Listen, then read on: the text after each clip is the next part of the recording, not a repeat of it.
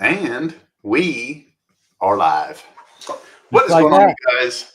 I was talking to that good looking dude next to me this morning, and we were talking about influence. And we'll get into the story of what we were talking about, but how we're influenced by other channels or other YouTubers or just other people in the hobby. Hmm. So we were having a discussion, and it was about pre war. I've never been a pre war collector. Believe it or not, at one time before YouTube, I was a vintage collector, but it was like of all the lower end guys that I could afford as a teenager and young adult. And I've noticed lately in the community, just more and more people are collecting pre-war, including like I'm getting very interested in it, and I don't understand it. I don't understand why. Um, and kind of the analogy and the examples I gave Mike was, people like, Jim Brown or Al Kaline or Wilt Chamberlain, you name it, Gordie Howe. You can find videos or clips of them playing in their career.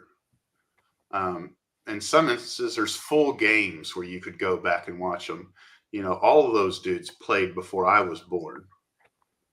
But when you start talking about Cap Anson, Addie Joss, Christy Matheson, all these other dudes, it's like there's no clips of them playing. You might see a wind up or something along those lines. And I'm just like, told Mike, like, why am I feeling the urge to want to collect this stuff? I have no clue. Mhm. So, what you think, Mike? What's your thoughts? Well, I mean, yeah, it was definitely an interesting comment you brought up. I think for the most part, I think we are influenced by what we watch on YouTube. I mean, a year and a half ago, I didn't TTM. Now I do it all the time because I watched your channel. I watched Tony Black. I watched Michael Myers, another guy, Sweet Bob. Like, and I watched Top Shelf, another Canadian guy who does it, Jeff. And I just think you you you have to be influenced by what you watched or watch currently. I mean, that's what that's what television is all about in advertising. They're trying to influence you to buy the next pair of Air Jordans or, get a meal here or buy this car or buy that. I mean, it's only normal. I mean, for a lot of people, like pre-war, I mean, I used to be a T206 collector, Right, I remember that. and I got bored with it. I got bored with it because I was like, hey, it's just another old time baseball player that I don't really know too much about. I can understand when people are collecting because they have an admiration or maybe they've seen a story or something like that. But definitely we're influenced. Some people might want to do it for in the investment. Hey, if I'm going to spend money on sports cards, one day when I'm dead and gone, or before I'm dead and gone, I'll get rid of this stuff and leave it to my family so they don't have to deal with it. And that there's some money to be. It's like buying stocks or whatever. You've got something to leave as part of your legacy, or just leave it in the family as an heirloom. Who knows? But yeah, I definitely think we're influenced for sure. I Um, am. I am. what is going on, guys? We got Lou Rock, Rick, Yeah. Jason, Frank, whole Yeah. whole gang's here. What's Yeah. going on, fellas? Rick, Rick. So like my grail, if you will, and this is definitely a grail, would be the 1952 mantle because I remember as an Mhm. 8, 9, 10-year old just seeing that card everywhere and just being like, that is the baseball card. Yeah. And even to this day, yeah, the Honus Wagner gets all the love and attention, but it's like the average Joe can't can't and never will be able to afford that. But I think the average Joe, if he saved enough, could get an altar or maybe a one. and a 1952 mantle. And so to this day, that's still my grail card to get. But at the end of the day, so I know you're pretty much, and I think a lot of collectors are out there. I mean, my wife's pretty good about my collecting. I've got, I would say, an allowance, so to speak. If I hit her up and say, "Hey, I want some money," I'm gonna go to Strongsville or the National or whatever. She's usually okay with it. But what I'll try to do is keep that low, because I'll sell some things to build a stockpile to bring that cash with me. I don't necessarily want to take from the family income. Right. Not not a lot of it, obviously. I mean, you want a mantle? Sell your brand new house. You know what I mean? Me too. Sell my house. I'll get a mantle. No problem. I'll get a few. But that's not practical, right? So I guess my question to you is, if you aspire to have a mantle, and I know you've done this, you flip your collection because you just bought your house and stuff, and you moved a lot of stuff out of there. So is it something that you'd be willing to, let's just say hypothetically, give everything you have right now to get a mantle, but then you cannot buy another card for 2 years? See, I don't think that would be my situation, because I do still have enough in the collection that if I were to sell it off, I'd be able to get, a one, possibly a two. Right. Um, So then so it's is really, do I want to get rid of this to buy this? right, it's quantity over quality, right? Right. Now I see a lot of videos where guys are doing that.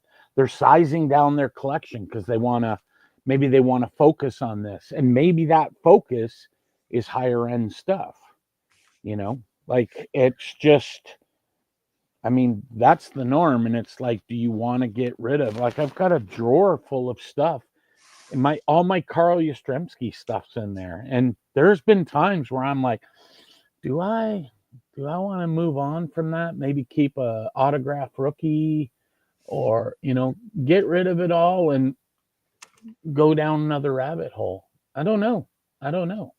I guess it depends on each individual person, right? And what they want to do.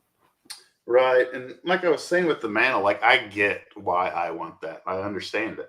Yeah. So early on in my collecting, like I said, that was always the card. So I Mhm. can get it. But like, I've never in my life up until recently, it's like, man, I want to get an Natty Joss. Man, if you had asked me 2 years ago, I'd said, who the hell is that? You know, Cap Anson. I just said, what is that? What's a Cap Anson? Yeah.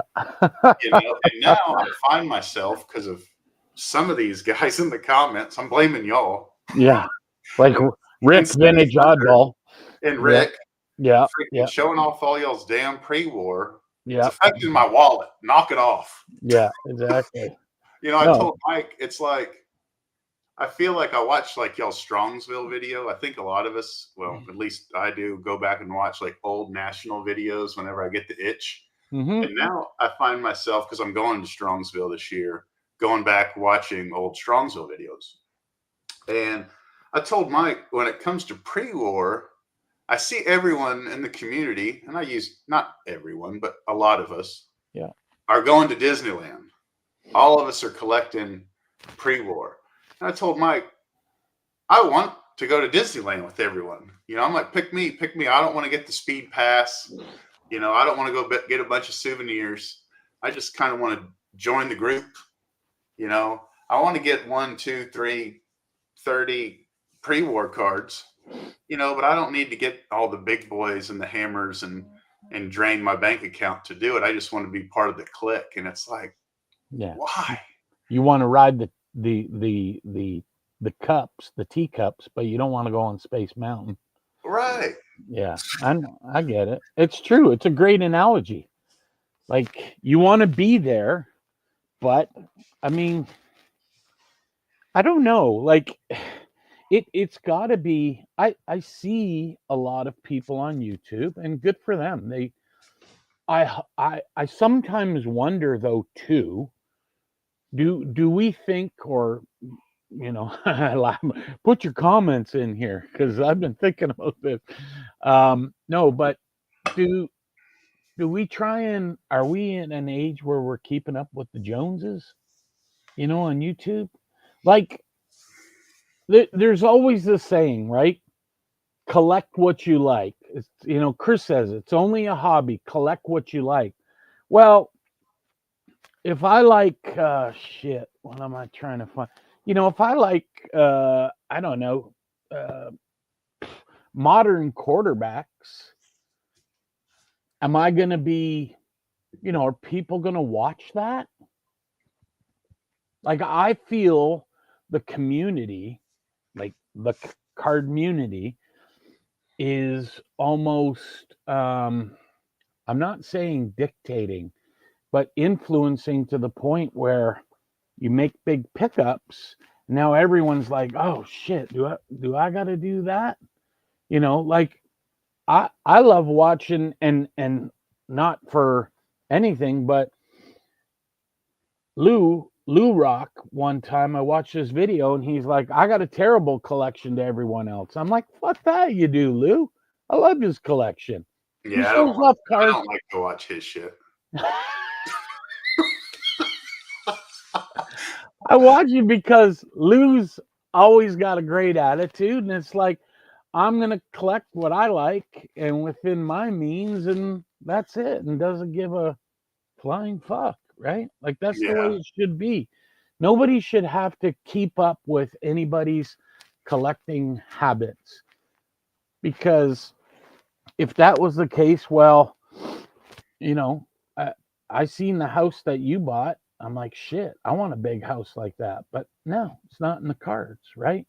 right. So it's I just think that there is a strong wave of I think it was Mangini that once said it. Shit, my wife's calling. She's probably like, hey, why is this money missing from the account? Sh- Hang on a second. You talk. You're good. But I see guys like Hey, I'm live on YouTube. I can't talk. I'll call you back. Bye. you forgot to mute your mic. That's okay. Hey, gotta go. Bye. Yeah. You're not important right now, honey. But I see guys, and I don't want to rattle off all the names, but there's just a lot of young dudes, and I'm 43, and so to me, young is like just in your 30s, mid 30s, early 30s, and I'm like, if I grew up collecting, and I've collected since I was like 7 or 8, never knew who the hell these guys were. Like, how the heck did these guys start collecting? And if it's influence, it's influence. Like, that's what I'm telling y'all. That's why I think I'm going to start collecting it is influenced by my peers in the community. And I kind of would like, and I never say this, like right down below. I hate when people say that, but I would be interested to know some of you younger guys why y'all started collecting pre-war. Mm-hmm. Yeah. I get vintage like 50s and 60s because when I started collecting in the 90s, a lot of the old heads in the community, not in the hobby, that was like what was in the showcases. But I didn't see pre-war, man. Like at the TriStar shows in Houston, like there wasn't many tobacco cards. Like that would have stuck out. It was the Manels and the Mays and the Aarons and all that stuff. Sure. I mean, everyone's got their own collecting niche, and you do you, I always say. But it's definitely, I think it was Mangini that said it that, everyone's buying these high dollar value cards at these shows. And I guess that's the place to buy them at the bigger shows because you get to see them, cash talks, and who wants to Who wants to buy a $10,000 card on eBay and then get it and have to try and get it sent back because you're not happy with it, or you want to see something like that in person. I was reading some of the comments here. But I remember, I think you might have been there. I know Andy was there, and I know for a fact JT was there during the pandemic. We were talking one night, and we were talking about tobacco cards and all that. And I specifically remember saying, like, I had no interest in it. But I'm like, I have one. Like, I have one tobacco card. Right. And I remember Andy being like, well, go get it. Right. And it wasn't graded at the time or anything. And I was like, it's this guy. This is what I got.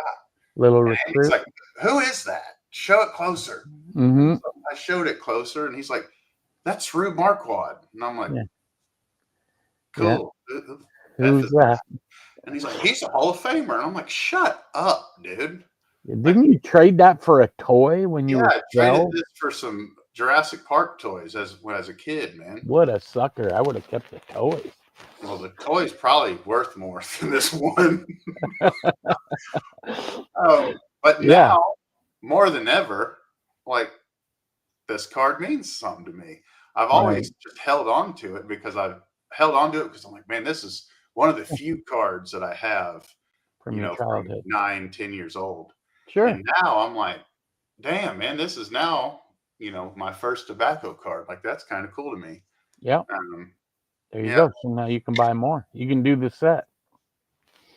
T207 set. You're all set. What's Don saying there? I'm 31 years old.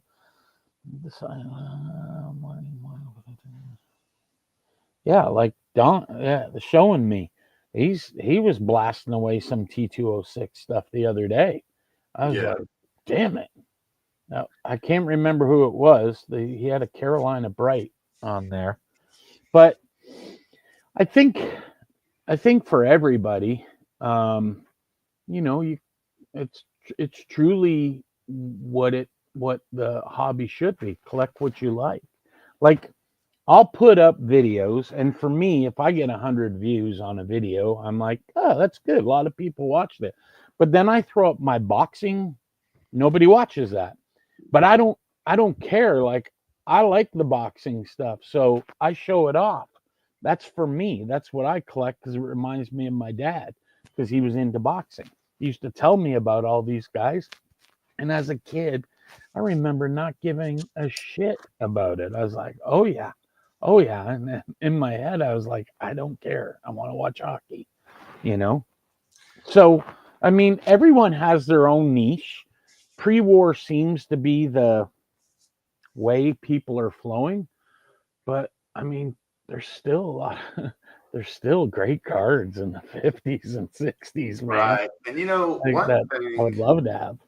One thing I'm learning, because I have been watching a ton of pre-war and vintage collectors lately. Mm-hmm. And one thing I think is super cool that I see specifically in those videos that I'm not seeing in like TTM videos, modern card collecting videos, is the education. I think Rick does a really good job. I hope he's not in here because I don't want him to hear a compliment. But Rick does a good job. Mangini does a good job. Sammy Thunder does a great job.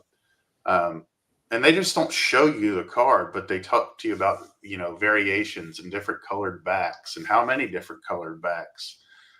Chris is another one. What's his name? He was the Project 2020 guy. Chris Torres? Yeah, he does a great job in his video of education. You just don't see that in modern cards. At least I don't. Hey, here's this 2024 Joe Burrow. Oh, here's the different variants, and this is how you get them, and this is the product you get them in, and and I think that's super cool that not only are guys showing off their pre-war, but they're educating others, and I think maybe, just maybe, that might be part of why others are going to it, because you can show me something, and I might think it's cool, but if I don't know much about it, I may not gain interest in it.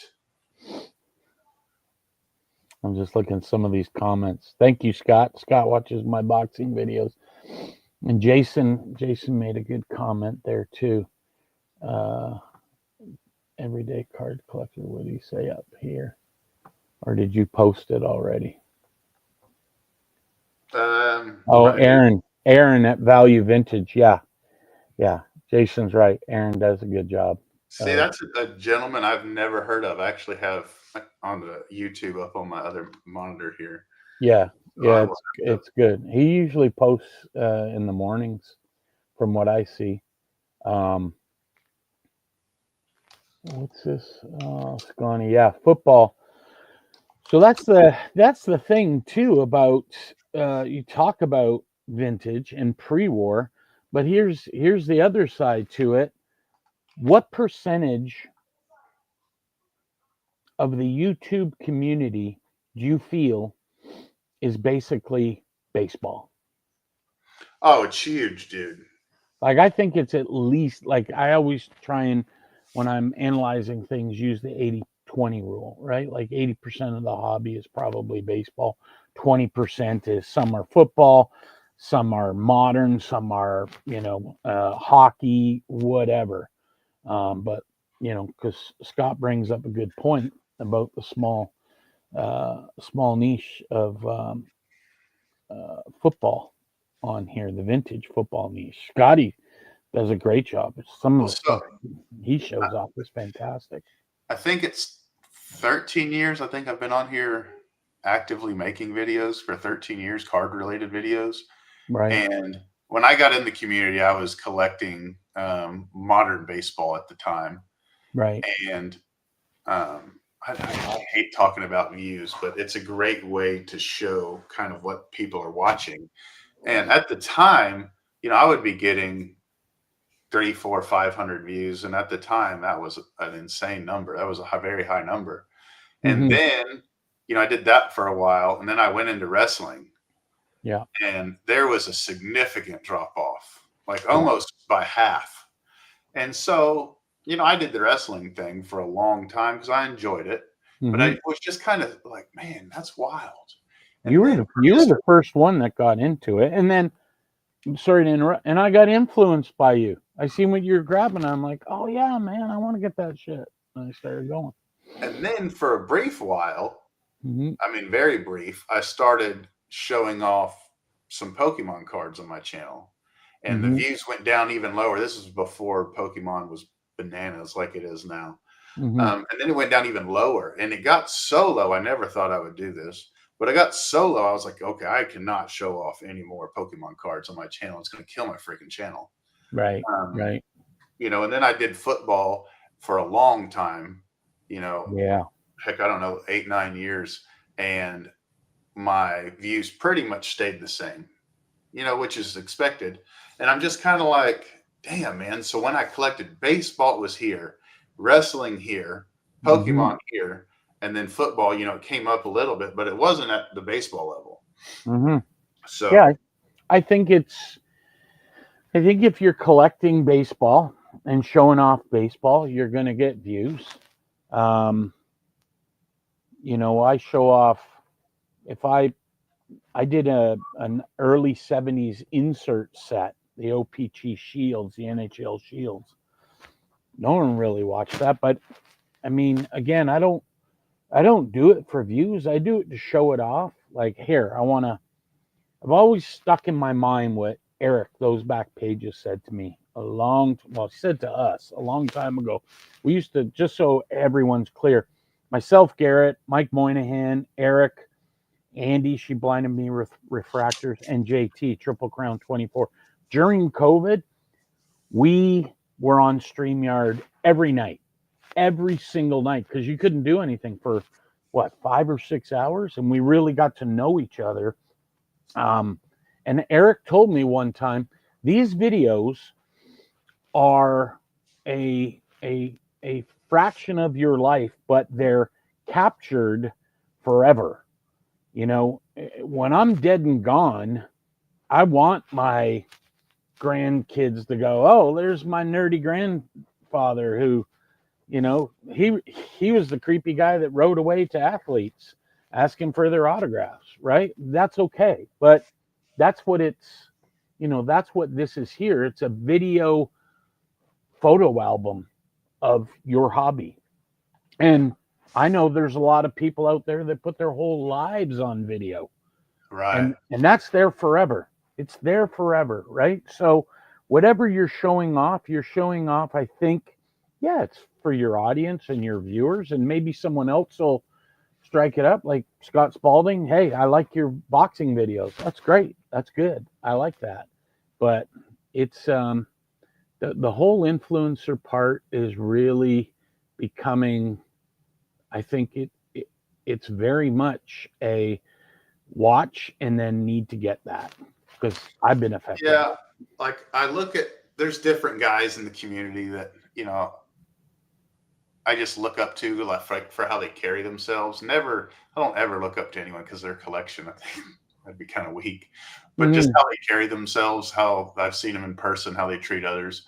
And I see what they collect. And yeah, like, I'll say it because he's in here, but like Rick is one of them. And I see what they collect, and it's just like, man, that's interesting. Like, and then he becomes an influencer. It might be an influencer of one, but he's an influencer. And I think that's kind of what this whole video was about. And we'll wrap it up here in the next couple of minutes, but it's just, how are we so influenced? I'm a guy that really, really takes pride in driving my own path, not being a follower, being a leader. And so that's what started all this before we started this video, talking to Mike, just me being like, dude, how the hell am I like allowing myself to be influenced by all these guys? And I think, that's why I just think it's so damn cool. It's so interesting. And I kind of want to, drink the Kool-Aid that everyone else is drinking. Well, I think the other thing too, as a collector, if anyone has that collecting gene in them, I think for the most part, the older something is, that's more appreciative. Like I can get behind when I see, T206 cards that are over 100 years old. Your little recruit there of Marquardt. Like stuff like that to me is interesting, that it's lasted and stayed the test of time for 100 years. There's so much shit in our lives and our forefathers' lives that's been thrown to the dump and got rid of, and here it is, and it's still hanging around. I watched Sammy Thunder's video this morning. He released it yesterday. He did a walk around at the Net 54 gathering. Insane, dude. Ridiculous. My God, like that. So you always wonder, like, I always watch the REA auctions, like, who owns that shit? Well, now I know. It's those guys. Like, they have it all. Like the photos and the, like, just Honus Wagner stuff that I've never, like, I don't even know of. Like, just, it's crazy. It's crazy the amount of stuff that's out there. That's for sure. I like this, what Jason said. It's okay to be influenced if it helps you enjoy your journey in the hobby. And that is so true, man. Yeah, absolutely. I think, at least for me, I'll speak for me. It's easier for me to be influenced by you guys when I'm watching y'all's video. I think if YouTube were to go away or it just died off for some reason, like I would definitely keep collecting, but I might go down a different journey and stay on that journey for a long, long, long time. Right. But when I see, this guy collecting a certain way, and then this guy starts, and then this guy starts, and like all these guys, that I love to watch their videos, start collecting a certain way, I'm like, the water must be good. Might need to dip my toe in that. Yeah, it becomes interesting. You literally get influence and you want it. Yeah, like even Dylan said, inspired. He's right. You get inspired by it. You look at a card and you think, man, I would love to own that. And sometimes, we all don't play in everyone's arena. Like some people are, in the luxury seats, and some people are in the nosebleeds. I like to think I'm in the nosebleeds. I don't want to spend an arm and a leg on something. I'm okay. Like my Bowman set, I'm okay with a 1 or 2 for the Jackie if I can get a nice looking one. I don't need to get a 4 or 5 because if I get a 1 or 2 and finish the set, I get a decent price. Well, then I've got more money to spend on, okay, what am I doing next? What's the Dude, next, you know? are you seeing this? How cool it is for Mm, Mr. Fisher Bike Jason and Rick to say how cool that me, and Mike Moynihan are. yeah, I don't know about Moynihan. They surely can't be talking about your ass. Fuck, they better not be. Nobody better fucking tell me I'm cool. I am not. I am the furthest from cool. And if you think I am, I need you to write a letter to my kids. What's who is that? Stuart Scott? Cool is the other side of the They pillow. think I'm the nerdiest man on the planet. Hmm? But that's it, fellas. This Exactly. isn't going to be Yeah. an insanely long video. I really enjoyed that. I appreciate y'all hopping Yeah. on. And I would like to see or hear some of y'all's thoughts. It's something I said earlier. I don't ever ask anyone to write in the comments, but if you're, say, my age or slightly older, 45 and younger, there's just no way that you grew up collecting pre-war. And if you collect that stuff now, I'd like to just know why. If it's cool, Well, it's cool. Or if Junior. someone influenced you, like who Yeah. influenced you? Yeah. I think one last thought I have is even when I set up at shows, when I see a lot of young guys, for the most part, young guys, I'm talking like 15 to 20 years old. They're collecting what they see on TV, right? So in the hockey world, locally here, they want Austin Matthews and Mitch Marner and Connor Bedard, and that's what's hot for them. And like myself, when I was young, I wanted Guy Lafleur and Ken Dryden. So I think you collect what you watch, but there are some out there, like I think Junior Baseball Fanatic collects vintage. He's been at the National before with his parents and stuff like that, and I find it interesting that someone of his age, I got to think he's probably 14, 15, is interested in vintage as opposed to the modern stuff he watches on TV. So, yeah. You ever wonder Mhm. why guys like younger than you collect what they collect? Like guys, when I say that, I mean like guys in their 70s and 60s, like dudes that are just younger than you are. Okay, till next time. Adios. Be safe. Bye bye. Toodles.